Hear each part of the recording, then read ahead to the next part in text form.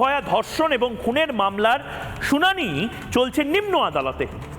Supreme court আসলে headmaster বা স্যারেদের মতন পড়াশোনা ঠিক করছে কিনা, একটি বাচ্চা বা একটি ছাত্র পড়াশোনা ঠিক করছে কিনা সেটা দেখা, সেটা মনিটরিং করার জন্য সুপ্রিম কোর্ট প্রতি ইন্টারভেলে তারা গ্যাদার করছেন, তারা আইনজীবীদের ডাকছেন, তাদের থেকে জানতে চাইছেন কি অবস্থা, কোনো ভুল ত্রুটি আছে কিনা।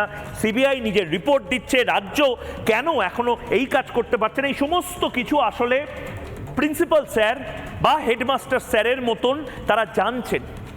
স্কুলে বা কলেজে যেভাবে স্যার দিনে দুবার ব্যবহার করো স্টপেজ ক্রিম আর নিজেকে রাখো evergreen. কেয়াশেড aroma therapy stoppage cream আর খুঁজে পাও নতুন আমিকে। এরা আমাদের মাথার উপরে থাকেন ঠিক সেভাবে। এর সাথে ধর্ষণ এবং খুনের মামলার কোনো রায়দানের কোনো সম্পর্ক নেই। রায়দান আসলে হবে নিম্ন আদালতে, যেটা ইতিমধ্যে হচ্ছে।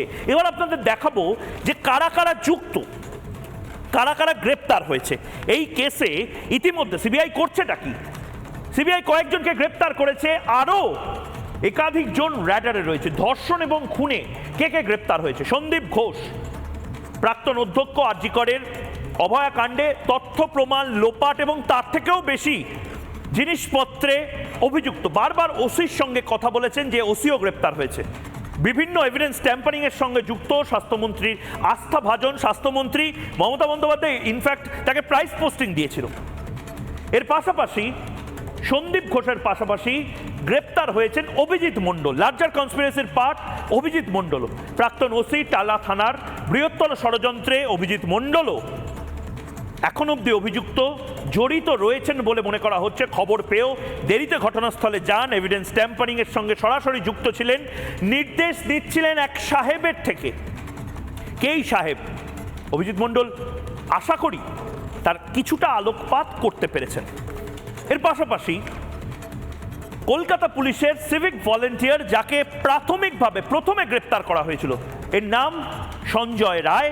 সেমিনার রুমে অবাধ যাতায়াত, সিসিটিভিতে তার হেডফোন পাওয়া গেছিল, পুলিশ কর্তাদের সাথে ঘনিষ্ঠতা ছিল।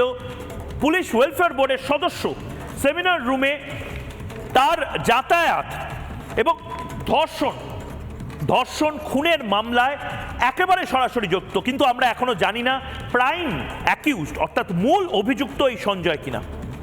আমাদের কিন্তু কেউ এখনো কনফার্ম করে দেয়নি। এই প্রশ্নের উত্তরগুলো কিন্তু আমি আপনি সবাই খুঁজছি, এবং খুঁজছি কেন, কারণটা কি? 55 দিন হয়েছে, অনেক কেসেরই তো 55 দিন হয়।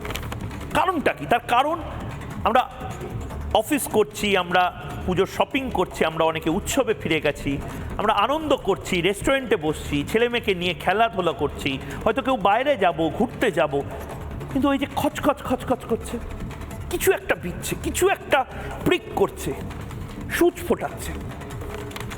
কেন জানেন? আমি কয়েকটা টেলিফোনের কনভারসেশন এর আগেও শুনিয়েছি, আরেকবার এই মহালয়ার পুণ্যতিথিতে আরেকবার শোনাতে চাই। কেন জানেন? কারণ মহালয়ার পুণ্যতিথি শিখিয়েছে দুষ্টের দমন আর শিষ্টের পালন। অসুর বধ কবে হবে তার জবাব চাইছে বাংলা। এই অভয়াকাণ্ডে অসুরদের বধ কবে হবে তার জবাব দিতে হবে। শুনুন।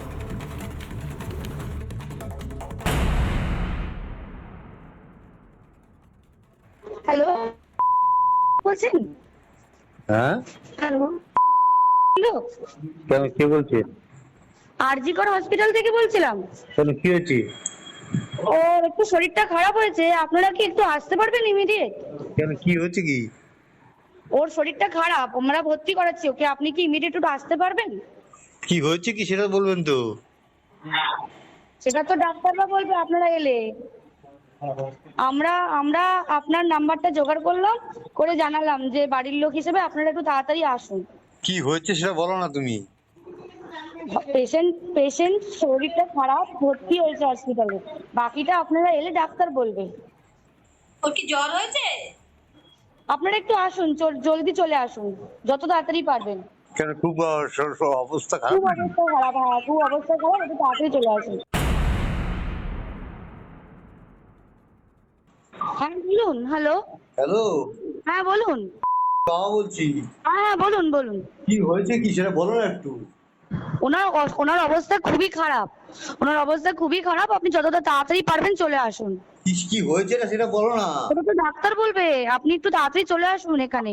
আপনি কে বলছেন বলুন তো? আমি অ্যাসিস্ট্যান্ট সুপার বলছি, আমি ডাক্তার বলছি না। ডাক্তার নেই ওখানে কেউ? আমি সুপারিনটেন্ডেন্ট কথা বলছি। হ্যালো, হ্যাঁ ঠিক আছে। হ্যাঁ আমি অ্যাসিস্ট্যান্ট সুপারিনটেন্ডেন্ট কথা বলছি। আপনার মেয়েকে আমরা এমার্জেন্সিতে নিয়ে এসেছি, আপনারা আসুন, এসে যোগাযোগ করুন। ও কি হয়েছিল কি? ও তো ডিউটিতে ছিল। আপনারা জলদি চলে আসুন, যতটা তাড়াতাড়ি পারবেন। হ্যালো। হ্যাঁ অ্যাসিস্ট্যান্ট সুপার বলছি।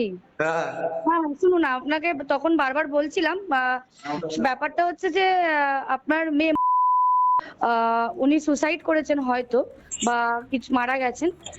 পুলিশ রয়েছে, আমরা হসপিটালে সবার সামনেই রয়েছি, ফোন করছি। আপনারা যতটা তাড়াতাড়ি পারবেন চলে আসুন।